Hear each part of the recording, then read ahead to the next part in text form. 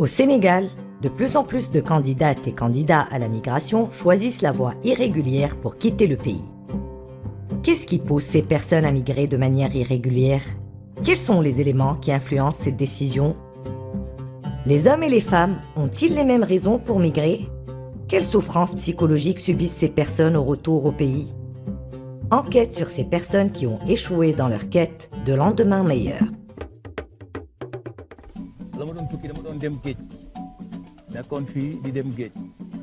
Bon, après fii la mesure bi ma nekkee si géej gi liggéey ba mu yàgg liggéey bi nag doxatul coono bi ëpp am bi après si la découragé ma quitté fii jóge fi dem Nouadhibou ma jógee fii dem Nouadhibou ma jël foofu gaal ànd ak ay nit ñu yóbbu ko Espagne ça fait en 2008 ma ne foofu ñu arrêté ma foofu ma ne fa ba 2011 après bi Abdoulaye Wade di signé expulsion bi ñu indi ma quoi. Suite au témoignage de Mamadou Lamine Gueye, nous sommes allés à la rencontre de Céliba, docteur en sociologie, qui nous a donné un aperçu des facteurs sous-jacents de la migration.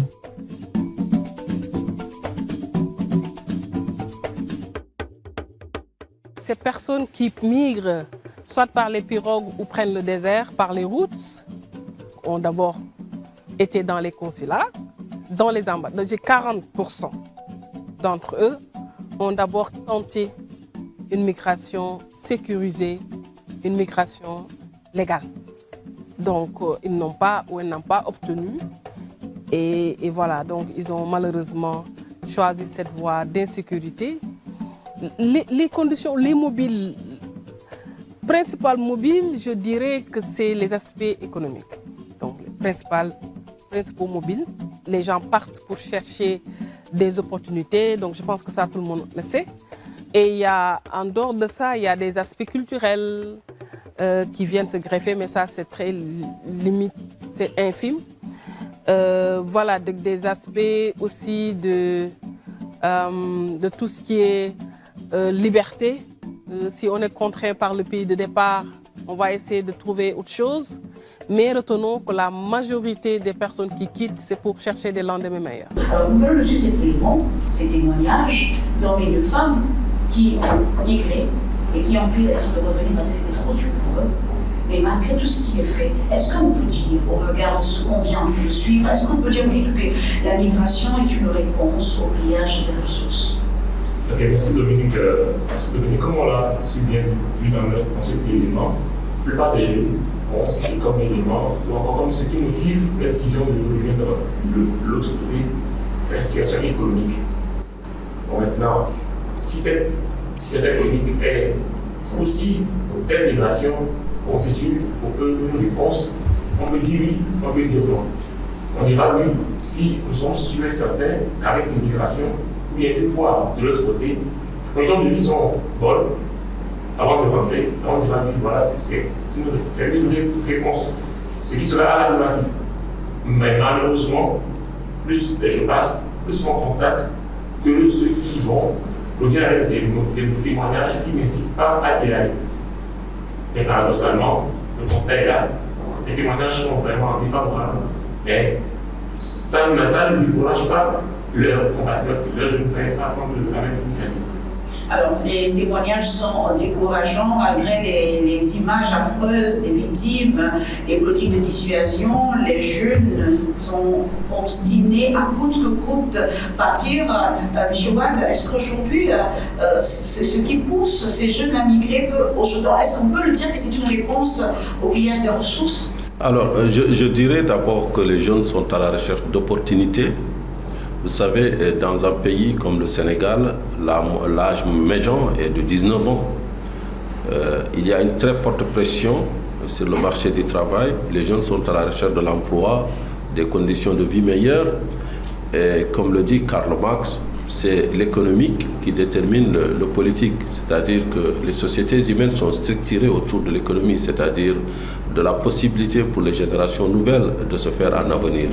C'est vrai qu'on peut dire qu'à prime abord que nos pays, surtout ceux de l'Afrique de l'Ouest, qui ont pourtant amorcé un cycle d'émergence entre, je pense, depuis 2006-2007, jusqu'en 2015, je dirais que c'est la période de l'émergence heureuse. C'était quand The Economist titrait le réveil de l'Afrique. Donc il y avait une tendance haussière des matières premières, accumulation des recettes, et cette émergence qui peut être illusoire, puisque à partir du moment où elle n'a pas su créer suffisamment d'emplois, suffisamment d'opportunités pour retenir les jeunes. L'autre facteur, c'est la précarité aussi de l'emploi en Afrique. Vous savez que nous sommes un continent jeune, mais un continent aussi dépourvu de filets de sécurité sociale, sanitaire. Nos pays sont dans une gestion de l'urgence. Est-ce qu'il faut dire, comme le diraient certains, que nous faisons trop d'enfants et qu'il faut réguler les naissances? Ça a été un débat qui a été développé ici et là. C'était une vision peut-être pessimiste. Mais est-ce qu'il faut dire aussi que nos États ont les moyens de faire face au boom démographique et à exploiter le dividende démographique, à créer suffisamment d'emplois? Ce sont des questions qui sont d'actualité, qui ressurgissent quand on voit le nombre de migrants qui sont morts en Méditerranée depuis 2014. Vous le disiez à l'entame de cette émission, 26 000 selon l'OIM, mais c'est une hécatombe. Ça montre l'ampleur du désastre, ça montre aussi peut-être l'ampleur de l'attraction de l'Eldorado européen, puisque malgré les difficultés qu'on rencontre sur le chemin, aller en Europe, c'est toujours chez nous, dans nos sociétés, dans notre vision du monde, synonyme de réussite. Pour réussir, il faut migrer, il faut aller avoir le visa Schengen, aller en Europe, pour ceux qui peuvent avoir le visa Schengen. Alors là aussi, on ne voit que la face visible, c'est-à-dire ces immigrés pauvres qui prennent des bateaux de fortune. Mais les classes moyennes aussi sont sous cette pression migratoire, les classes moyennes africaines aussi. On a l'impression que tout le monde veut en fait se mettre à l'abri. Mais est-ce que c'est cette Afrique-là qu'on voudrait pour nos enfants, c'est-à-dire une Afrique qui est perçue comme risquée, où la réalisation de soi n'est pas possible, parce que l'erreur serait de juger ces jeunes, de les accuser de tous les péchés d'Israël, mais à mon avis, le débat de fond, c'est comment construire une Afrique qui puisse trouver un emploi à chacun de ses enfants. Nous avons assisté récemment à l'accord signé entre l'Union européenne et la Tunisie, et Amnesty International a dénoncé le rôle de l'Union européenne, le traitant même de complice des violations des droits infligés à ces demandeurs d'asile, aux migrants et aux réfugiés. Alors ma question, elle est pour M. Ouad. La Tunisie serait-elle devenue le Hannibal gardien de l'Empire romain? Écoutez, on peut le dire de la Tunisie comme de tous les pays maghrébins qui ont signé des accords d'association avec l'Union européenne. Ces accords sont complexes puisqu'ils sont à la fois stratégiques, économiques, avec aussi des volets migratoires. Concernant la Tunisie, ce qu'ils ont signé effectivement ressemble à s'y méprendre au vu des dernières tragédies que les migrants ont vécues dans ce pays. Je rappelle qu'ils ont été mani militari jetés vers la frontière libyenne en plein désert et qu'il y a eu même des morts par soif. C'est des images atroces que nous avons tous vécues. La chasse aux subsahariens, c'est vraiment inacceptable. Je pense que l'Union africaine avait condamné au départ en février, mais est restée hélas miette cette fois-ci. Peut-être qu'elle avait d'autres chats à fouetter. Par contre, pour revenir à la Tunisie, c'est un accord effectivement qui a été dénoncé par les ONG, les associations de droits de l'homme, parce que dit l'accord? Alors l'accord comporte des volets économiques, d'appui budgétaire, des volets sociaux, mais il y a un volet relatif à la migration. En un mot, ce volet demande aux Tunisiens de réguler l'immigration sur leurs frontières, notamment l'immigration illégale, l'immigration des subsahariens. En échange, le pays perçoit 675 millions d'euros, donc dont 105 millions dédiés justement à la gestion de la migration. Ça rappelle un autre accord que l'Union européenne avait signé avec la Libye, dans les mêmes termes. Et tous ces deux accords font peur dans la mesure où ils ne parlent pas de droits de l'homme, Ils ne parlent pas de comment les migrants vont être traités et rapatriés dans leur pays. Donc tous ces volets sont laissés à la discrétion et de la Libye et de Tunis. Donc c'est des visions très court-termistes et très militaires d'un phénomène qui, à mon avis, trouverait des explications dans les relations déséquilibrées entre l'Union européenne et l'Afrique, et aussi dans l'échec de nos économies africaines aussi à trouver un avenir meilleur. Quand je parle des relations déséquilibrées, je pense par exemple aux accords de pêche. Comment imaginez-vous que ces accords soient signés par l'Europe des 27 avec chacun des pays côtiers africains? C'est-à-dire nous avons le Maroc qui signe en solo avec l'Union européenne. D'ailleurs, en parlant du Maroc, l'accord est suspendu. Il avait été reconduit en 2019, mais le tribunal européen l'a suspendu en septembre 2021 au motif que la partie Sahara marocain, l'ex-Rio de Oro, ne devrait pas figurer dans cet accord. Donc, en réalité, vous voyez bien que l'Europe utilise souvent l'instrument diplomatique et politique pour arriver à ses fins. Comme le Maroc avait relevé les standards en matière d'accès à ses côtes, donc en réponse, l'Europe a dit, écoutez, nous allons reconsidérer notre offre en considérant que ce territoire ne vous appartient pas. Donc le Maroc est resté ferme sur ses positions. Donc là, on a un différend majeur. L'accord est arrivé à expiration en juillet. Donc voilà, le premier pays, c'est le Maroc. Le deuxième pays, c'est la Mauritanie, qui aussi a signé en solo avec l'Union européenne pour un accord où quand même ils ont pu avoir à peu près 60 millions d'euros. Je pense que c'est l'accord le plus important signé par l'Europe avec un pays tiers, puisque le Maroc, c'est 40 millions d'euros. Donc, la Mauritanie a signé pour 60 millions d'euros. Là aussi, ça permet aux navires européens de venir dans le pays pêcher le poisson, surtout le pélagique, les démersaux. Mais cet accord n'englobe pas, par exemple, les céphalopodes, c'est-à-dire la pêche de fond qui est laissée aux pêcheurs artisanaux locaux. Mais cela n'empêche, le pays est exposé à la surpêche. Le dernier pays à signer, excusez-moi si j'ai été long, le Sénégal. Le Sénégal a eu des approches très différentes ces dernières années. D'abord, en 1979, ils ont signé le premier accord avec l'Union européenne. En 2006, ça a été suspendu. Et récemment, en 2020, ils ont reconduit cet accord qui permet à 45 bateaux européens de venir pêcher au Sénégal pour des prises qui ne devraient pas excéder 10 000 tonnes. Et en échange, maintenant, la contribution financière, elle est de 1,7 million d'euros. Je trouve qu'elle est quand même très basse. Compte tenu de, si on valorisait le poisson, je dirais que c'est un accord quand même qui nous laisse un petit peu perplexes. Mais ce qui nous laisse perplexes dans tout cela, c'est que comment on peut prôner l'intégration africaine, on peut prôner la mise en commun de nos ressources, comment on peut parler de la CEDEAO, par exemple, même si le Maroc n'en fait pas partie, et pourquoi les pays ouest africains n'ont pas mis en place un cartel comme l'OPEP pour négocier, pour augmenter leur pouvoir de négociation. Parce qu'aujourd'hui, vous prenez la Gambie négocie toute seule avec l'Europe, l'Union européenne. La Guinée-Bissau en fait de même, la Sierra Leone, la Mauritanie.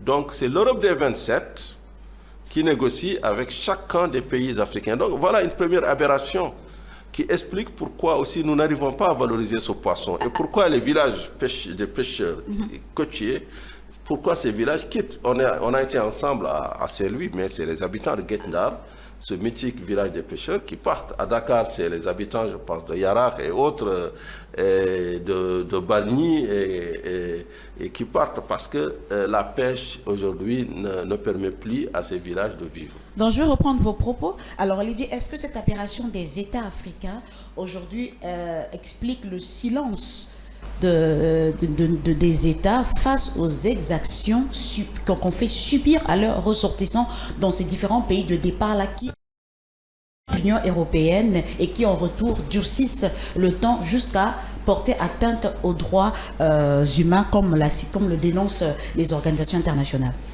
D'abord, je pense que tout concerne d'abord, tout part des clauses qui sont contenues dans ces accords, comme on l'a dit à l'instant. si un pays africain va négocier un accord avec une institution, le pays n'est pas prêt ou n'arrive pas à obtenir des clauses qui l'avantagent, ou si au nom d'une certaine collaboration, si au nom d'une manne financière de l'aide budgétaire, les pays africains sont prêts à faire des sacrifices, les conséquences ne peuvent être que celles-là. Si on parle par exemple aujourd'hui de l'Union européenne et de la Tunisie, nous savons tous que la Tunisie est aujourd'hui l'une des voies royales pour les jeunes d'avoir accès à la Méditerranée. Et avec un récent rapport d'une société basée qui opère au Moyen-Orient et en Afrique du Nord, elle s'appelle ASDA-BCW, plus de la moitié des jeunes en Afrique du Nord et au Moyen-Orient aspirent à l'Eldorado. Okay? Si déjà au plan local, l'État tunisien arrive à maîtriser, arrive à contenir cette envie vorace des jeunes d'aller de l'autre côté, malgré les moyens, malgré les risques que cela peut comporter, je pense que ce sera un pas. Maintenant, la question est de savoir comment cet État, comment la Tunisie va-t-elle arriver à maintenir cela si les accords déjà dont on parle, si les accords qu'elle va signer sont déjà dénoncés aux premières heures. Alors, quand vous parlez de maîtriser les jeunes, est-ce que vous parlez des jeunes tunisiens ou des subsahariens? Parce qu'il faut faire la différence. D'abord, il faut que l'État tunisien arrive à balayer sa propre maison. Okay. Puisque si la Tunisie n'est plus une porte d'entrée, n'est plus une voie d'accès à la Méditerranée, ça découragerait. La Tunisie partage des frontières avec les pays d'Afrique subsaharienne. Et si la Tunisie met en place des politiques qui, déjà au plan local, découragent une telle initiative, sûrement qu'aux frontières, il y aurait des mesures qui seront prises pour empêcher l'entrée clandestine aussi des pays, des migrants ou des candidats des pays d'Afrique subsaharienne vers ce pays qui, après, vont vouloir aller de l'autre côté. Et jusqu'à ce jour, les organisations ont dénoncé que ces politiques s'étaient tournées autour de la violence et des violations des droits humains. Et donc, de quelle politique parle-t-on, M. Ouad? Oui, de quelle politique? Moi, je dirais juste le cas de la Tunisie, en fait, qui n'est pas isolé. Rappelez-vous du pogrom anti-zimbabwéen ou anti-ouest africain aussi, en Afrique du Sud, hein. Rappelez-vous du rapatriement ou de l'expulsion des Guinéens en Angola. Donc, ceci juste pour vous dire qu'en Afrique, quand même, il y a quelque chose de très paradoxal. D'un côté, on chante sur toutes les coutures l'Union africaine, l'intégration des peuples, et de l'autre côté, on continue à prôner des politiques très répressives vis-à-vis de ces migrations internes. Parce que, est-ce qu'il faudrait mettre en place des politiques migratoires? Alors, est-ce qu'il faudrait juste appliquer ce rêve, la zone de libre-échange continentale, qui comporte quand même dans ses nombreux volets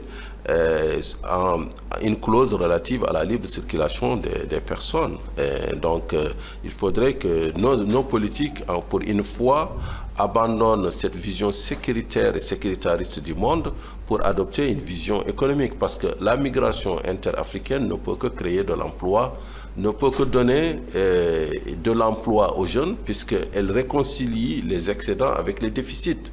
Vous savez, on prend un pays comme la Côte d'Ivoire. Quelle a été sa force? Quelle a été la force du premier miracle ivoirien dans les années 70 et 80? Le miracle ivoirien ne venait pas que du cacao. C'était la capacité de ce pays à absorber une main-d'œuvre qui venait du Burkina Faso, mais aussi des autres pays d'Afrique de l'Ouest pour ses plantations de cacao. Donc elle a réussi à baisser ses coûts de facteurs, à rester très compétitive. Mais nous, en Afrique, on a l'impression que le migrant, il vient prendre une partie de notre pain. Poursuivons avec le dernier virage de cette antenne, de ce grand débat qui est dédié à la migration irrégulière. Alors, nous avons parlé des politiques, mais nous allons à présent aborder le volet des politiques dans les pays mêmes. Des pays de départ. Donc, il y a l'exemple du Sénégal, de la Mauritanie, qui a mis en place des politiques de persuasion, c'est-à-dire pour pousser les jeunes à rester chez eux, mais malgré tout ce qui est fait, les jeunes ne cessent de partir massivement. Alors, moi, la question qui essaie de se poser, qu'est-ce qui n'a pas été fait, qui devrait être fait, Lady? D'abord, il faut aussi souligner que la question de la migration n'est pas une mauvaise chose en soi. Parce que La migration irrégulière. je parle de la migration d'une manière générale. D'une manière générale. Oui, Maintenant, celle-ci, c'est les moyens qui sont mis en œuvre qui posent problème. Maintenant, pour mettre fin à cela, et on l'avait vu avec les causes, c'est d'abord les conditions de vie que déplorent les populations, ou encore que veulent fuir les populations. Il revient maintenant aux États de mettre en place des politiques pouvant créer de l'emploi à ces jeunes, pouvant offrir de meilleures conditions de vie et de travail à ces jeunes, pour que les jeunes-là se sentent à l'aise chez eux, à la maison, dans leur pays, pour qu'on n'ait pas tout le temps cette obstination à vouloir croire que le meilleur avenir, c'est toujours en Europe, c'est toujours un continent qui n'est pas celui qui est notre continent africain. Alors, Amadigé, ce n'est pas un peu paradoxal? On met en place des politiques pour persuader les jeunes de rester, mais on signe par ailleurs des contrats avec des bateaux étrangers qui viennent, entre guillemets, qui pillent les ressources même du pays. Est-ce que ce n'est pas un peu paradoxal? Parce que ces jeunes se retrouvent, nous l'avons suivi tout à l'heure, l'élément où il disait que autrefois, on pouvait vivre de la pêche, mais de nos jours, on ne peut plus parce qu'il y a des bateaux étrangers qui pillent nos ressources, et nous autres pêcheurs autochtones, nous sommes un peu laissés en reste, et on ne sait plus à quel sens se vouer, et c'est ce qui pousse certains à partir. Est-ce que c'est pas paradoxal? On met en place des politiques, mais par ailleurs on signe des accords qui aujourd'hui qui entravent même le métier de ces derniers qui se cherchent au quotidien. Oui, Dominique, on peut le dire, et je pense que la question a été soulevée par Adama Wade tout à l'heure, par rapport à la gestion des accords de pêche qui ont été depuis des années dénoncés, mais qui n'ont, je dirais, jamais reçu de réponse favorable de la part des décideurs. Et ceci pose le problème de la pauvreté qui se pose au niveau des familles de ces pêcheurs-là, qui avant arrivaient à vivre de cette pêche. Mais maintenant, il faut un peu voir ces populations qui vivent sur les littorales, mais ces populations vivent dans une extrême pauvreté. Et quand on n'a plus le choix, qu'on se dit que ce qui me nourrissait avant ne me nourrit plus maintenant, on va chercher des solutions ailleurs. Et cette solution, aujourd'hui, c'est l'immigration clandestine, qui n'en est pas vraiment une. Il faut être clair là-dessus. Mais ça se comprend, ça ne s'excuse pas, mais ça se comprend. Quand une personne arrive à un moment où cette personne-là se dit « je n'ai plus le choix », on ne peut plus la retenir. Et d'où l'importance de se poser des questions sur ces accords-là. Est-ce que ces accords répondent vraiment aux attentes des populations? Si les jeunes qu'on veut retenir ne se retrouvent pas à travers ces accords, c'est clairement qu'ils n'arrêteront pas de partir. Et l'autre point que je voudrais souligner, c'est que ce n'est pas juste une question économique qui fait partir les jeunes Africains. Quelquefois aussi, c'est sécuritaire. Actuellement, on voit la région du Sahel qui n'est pas très instable, qui n'est pas très stable, qui est très instable d'ailleurs. Et ça, c'est une aussi des causes de ces départs. Par exemple, les chiffres que je voulais vous donner tout à l'heure, par exemple le Mali, tout le monde connaît sa situation politique actuellement. L'OIM dénombre actuellement plus de 24 000 migrants qui tentent le départ. Et pour revenir à cette question de genre, il y a 905 femmes et plus de 1600 enfants. Et ça pourquoi ces enfants... Pourquoi les embarquer dans ce périple, dans cette aventure? Et donc, c'est une question très profonde auquel les décideurs doivent apporter des réponses. Et le fait que ces États signent des accords de manière individuelle, pour moi, ce n'est pas vraiment une solution. Il faut une réponse collective. Il faut une réponse collective. Je me retourne du côté de M. Wade. Nous avons évoqué avec Amadigé concernant les politiques mises en place dans certains pays de départ pour persuader les jeunes à rester, les dissuader à partir. Et les initiatives sont là, mais pourquoi cette obstination à partir? Qu'est-ce que les politiques devraient concrètement faire si on met un peu en lumière cette cacophonie, entre guillemets, cacophonie, pourquoi? Parce qu'on laisse le pillage se faire, mais on veut que les jeunes restent et ils ne se retrouvent pas. Maintenant, qu'est-ce qu'il faut concrètement faire pour persuader ces jeunes à rester, les dissuader à partir? D'accord. Alors, pour les États, c'est très simple. Il faut créer de l'emploi. C'est très facile à dire, mais c'est très difficile à faire, puisque les croissances de ces dernières années n'ont pas suffisamment été fortes pour générer le maximum d'opportunités pour les jeunes. C'est un peu partout en Afrique. Et maintenant, peut-être il faut changer de paradigme. C'est là où on parle de l'intégration africaine pour concilier les excédents avec les déficits. Les excédents d'ingénieurs avec les déficits d'ingénieurs, les excédents de produits agricoles avec les déficits. Donc, en ouvrant nos frontières, tel que d'ailleurs le recommande la zone de libre-échange continentale, on va faciliter l'embauche africaine, mais pourvu encore que les politiques sécuritaires ne l'emportent pas sur les enjeux de développement. Parce que beaucoup de pays disent non, nous n'ouvrons pas parce que nous avons peur d'être envahis par des gens que nous ne maîtrisons pas. Dernièrement, le président du Kenya l'a dit, le président Ruto, il a dit désormais, on va ouvrir le Kenya à tous les Africains. Si nous n'avons pas confiance en nous, bien écoutez, qui va avoir confiance en nous? Si nous-mêmes, entre Africains, nous n'ouvrons pas nos espaces aux Africains, comment voulez-vous que ces jeunes Africains, nos jeunes, puissent être accueillis ailleurs? Donc ça, c'est un. Deuxièmement, par rapport aux accords de pêche, moi je ne suis pas vraiment foncièrement contre les accords de pêche. Mais je pense que ces accords peuvent être améliorés. Ils peuvent comporter des volets, d'ailleurs ils comportent ces volets, c'est-à-dire de faire un co-développement. D'ailleurs, le dernier accord qui devait être signé entre l'Union européenne et le Maroc portait une dénomination pour accord pour la pêche durable. Vous savez, les nouveaux accords d'ailleurs ne sont pas comme les premiers. Beaucoup de pays ont mis dans leur doléance l'obligation de débarquer dans les ports locaux, dans l'espoir de créer de l'emploi. Le Maroc l'a fait, le Sénégal, la Mauritanie. Maintenant, le problème, c'est que, d'une part, nous avons, par exemple, une industrie qui est destructrice, c'est la farine de poisson.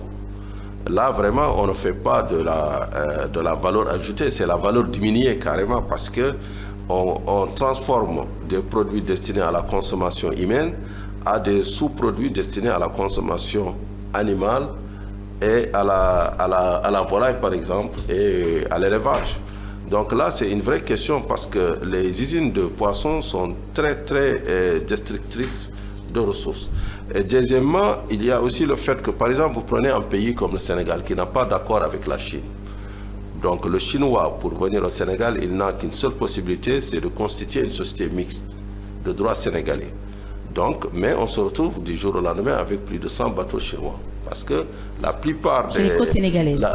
La plupart des opérateurs détournent cette loi qui avait de très bonnes intentions, c'était de permettre à créer vraiment une industrie sénégalaise, mais ils détournent, ils se transforment en simples intermédiaires, ils font venir le Chinois qui pêche et qui ramène.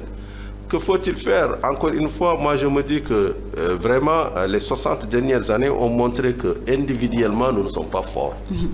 Si on avait un cartel, un cadre communautaire pour la gestion des ressources halieutiques, au niveau de la CEDEAO ou bien même de l'Union africaine, pourquoi pas? Si on avait ce cartel qui édicte des règles environnementales, des règles économiques et qui harmonise tout cela, on va relever notre pouvoir de négociation vis-à-vis non seulement de l'Union européenne, mais du Japon, de la Chine, de la Corée, parce que tous ces pays aussi, et de la Russie, et tous ces pays sont signataires d'accords de pêche avec l'Afrique de l'Ouest. À vous entendre, la ZLECAf a un rôle éminent à jouer dans la lutte contre la migration irrégulière. Alors, nous n'avons pas d'autres alternatives. La seule alternative aujourd'hui pour l'Afrique, afin de casser les règles qui sont vieilles, je vous rappelle, avant même l'indépendance, c'est-à-dire les règles verticales qui nous unissent à l'Europe, la seule alternative, c'est de créer une vision horizontale de l'économie, c'est-à-dire de commercer avec nos voisins, de commercer justement. C'est pourquoi je suis un supporter de la CEDEAO, Parce que cet espace de 15 pays est capable d'être la 20e économie mondiale si on éliminait toutes les barrières non tarifaires. Si on arrive à transformer la ZLECA en réalité, beaucoup de jeunes ne vont plus immigrer parce qu'il y aura tellement d'opportunités qui vont se créer et l'Afrique sera ou la Chine du 21e siècle ou les États-Unis du 21e siècle. Alors, Lydia, est-ce que vous partagez cet avis, la migration intra-africaine comme une solution, une réponse adéquate dans la lutte contre la migration irrégulière? Naturellement, et c'est d'ailleurs l'une des réponses les plus pertinentes de ce phénomène que nous dénonçons tous. Aujourd'hui, moi, je dénonce souvent une aberration, c'est d'aller en Éthiopie, le siège de l'Union africaine, où on exige le visa aux Africains. Une aberration. Comment, dans ces conditions, vous voulez vous développer si, en interne, vous mettez en place des barrières qui cassent la libre circulation entre vous, entre États? Si un Togolais va en Éthiopie, un Éthiopien va au Maroc, un Marocain va en Guinée, il partage certes sa valeur ajoutée, il apporte une valeur ajoutée, plus une activité que cette personne mène. Dans le cadre de la ZLECAf, le commerce qu'on veut continentaliser, ce qui est une très bonne initiative, saluée depuis, mise en place depuis, mais dont l'effectivité pose encore problème parce que certains pays ne sont pas prêts à libérer certaines facilités. Donc, il faut dès à présent que cette initiative soit mise en place, en fait, soit appliquée, soit effective pour permettre non seulement la libre circulation des personnes, mais surtout des marchandises et créer des opportunités d'un pays à l'autre pour un développement de notre continent et dans ce même temps, limiter cette envie des jeunes à coûte que coûte aller à l'extérieur au prix de leur vie. Oui, nous restons avec vous, c'est la dernière question. C'est vrai que nous avons eu à en parler plus ou moins de manière superficielle, mais aujourd'hui, on va aller un peu plus en profondeur concernant les enjeux économiques de ce fléau. Quelle perspective pour la jeunesse africaine? Les perspectives pour la jeunesse africaine aujourd'hui, je pense qu'elles sont nombreuses. Comme je le disais à l'instant, un jeune Africain qui quitte un pays vers un autre, c'est de la valeur ajoutée. Si aujourd'hui tous les Africains quittent, ou du moins, nous n'allons pas tous quitter quand même. Si la plupart des Africains quittent le continent vers l'autre côté, par ces moyens, d'abord, il y a des pertes d'envies humaines. C'est le bras valide qui se perdent. La plupart, quand ils y vont, ils ne veulent plus rentrer. Ils ne veulent plus venir investir. C'est encore une perte énorme pour le continent et c'est à déplorer. Donc, il revient aux États de mettre en place des mesures vraiment, comme on les a citées à l'instant, pour pouvoir casser cette envie des jeunes à vouloir aller de l'Est, à vouloir aller au prix de leur vie, braver la Méditerranée. Alors, je me retourne de votre côté. Quelle perspective aujourd'hui pour la jeunesse africaine? On a beaucoup abordé le volet économique, mais aujourd'hui, quelle perspective pour la jeunesse africaine? Votre mot de la fin. Alors, Dominique, je vous répondrai en chiffres. Chaque année, le marché de l'emploi voit 15 millions de jeunes Africains venir demander une embauche. Et en face, l'offre d'emploi, c'est seulement 3 millions. Ça, c'est une réalité que je dirais tragique. Deuxième chiffre aussi qui est tout aussi parlant. En 2022, la diaspora africaine a transféré 100 milliards de dollars vers le continent. C'est plus que l'aide publique au développement, c'est plus que les investissements directs étrangers. Donc, quand on voit ces chiffres, on se dit deux choses. L'immigration, c'est un phénomène qu'on ne peut pas stopper par la police, par les gardes-côtes. D'autant que l'Europe est confrontée au vieillissement. Donc, si on traduit ce vieillissement en économie, on va dire à la baisse des coûts de facteurs, parce que le capital humain ne se renouvelle pas suffisamment, les salaires ont augmenté. Donc l'Europe a besoin de manière rationnelle de ces jeunes Africains, de cette jeunesse africaine. Il y a des pays qui se dépeuplent. Il y a des pays aujourd'hui où la moyenne d'âge a atteint un tel niveau qu'il faut nécessairement de la jeunesse. Il y a des pays où les caisses de retraite sont quasiment en faillite et ils ont besoin de ces jeunes. D'ailleurs, le Portugal et l'Espagne ont initié des visas pour les travailleurs. Tout d'ailleurs, comme moi je dirais que c'est l'exemple d'ailleurs à suivre pour nous, pays africains, c'est Singapour. Singapour, ils ont fait un visa, un citizen visa, et même des visas même virtuels pour permettre à la main-d'œuvre de venir. Parce que l'enjeu de l'humanité en ce 21e siècle, il réside où? Il réside dans la capacité des pays à capter des talents et à capter des cerveaux. Nous, dans les États qui sont pauvres, mettent 20 ans à former une génération, parce qu'une génération, c'est 20-30 ans, de la maternelle à l'université, au doctorat. Mais ces gens bien formés se retrouvent finalement sur les bateaux de fortune ou bien même restent en Europe. Vous imaginez les milliards perdus. Il y a par exemple plus de médecins béninois en France que Bénin. En 2019, après la Covid-19, 2019-2020, la Grande-Bretagne a initié un programme pour recruter des médecins nigérians. C'était une hécatombe. Au moment où on avait le plus besoin de médecins, les Nigérians ont misé sur la migration parce qu'il y avait une condition très facilitée pour le personnel de santé. Là, vous ouvrez une parenthèse sur la migration régulière qui aujourd'hui occasionne la fuite des cerveaux. Et je pense que nous aurons l'occasion d'y revenir dans le grand débat de Financial Afrique. Donc, merci pour ce mot de la fin. Alors, on se tourne du côté d'Amadigen, le mot de la fin par rapport aux perspectives de la jeunesse africaine face à ce fléau de la migration irrégulière. Les perspectives, disons, sont énormes et limitées à la fin, à la fois.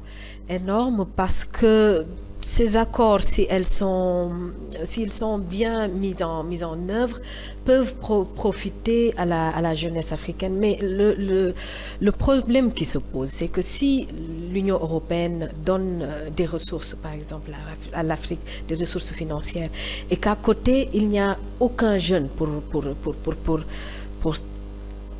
valoriser cet acquis-là, la création d'emplois, et que tout le monde part, ça va devenir un échec. Heureusement, je voudrais dire qu'à côté de cette migration irrégulière, il y a celle régulière, par exemple, le Canada, par exemple, qui ouvre ses frontières à la jeunesse africaine, mais bien choisie, aux cerveaux africains, mais c'est ce que disait Adama tout à l'heure, ça pose le problème de la fuite des cerveaux. Exactement. Parce qu'ils ne choisissent pas les Africains qui n'ont pas de qualification, qui n'ont pas de métier. Ils choisissent les Africains qui sont déjà bien formés par l'Afrique de ses ressources humaines. C'est ça qui pose problème en plus. D'ailleurs, pour prendre le bateau, combien chaque Africain paye pour migrer, pour aller en Tunisie? Combien chaque Africain paye pour aller au Canada? Donc, ce n'est pas une question d'argent finalement. C'est paradoxal. C'est très paradoxal. En plus, c'est pas justement avant, c'était les Africains qui n'étaient pas diplômés, qui n'étaient pas formés, qui tentaient l'immigration clandestine. Mais maintenant, vous voyez des doctorants, des gens qui ont des masters, des gens qui même commencé à travailler, mais qui ne s'en sortent pas et qui se disent que si je vais en France, si je vais en Italie, en Espagne, mon sort sera meilleur. Et là, c'est vraiment déplorable. Excusez-moi de vous interrompre, cher Amadigen, mais est-ce que ce n'est pas psychologique tout cela?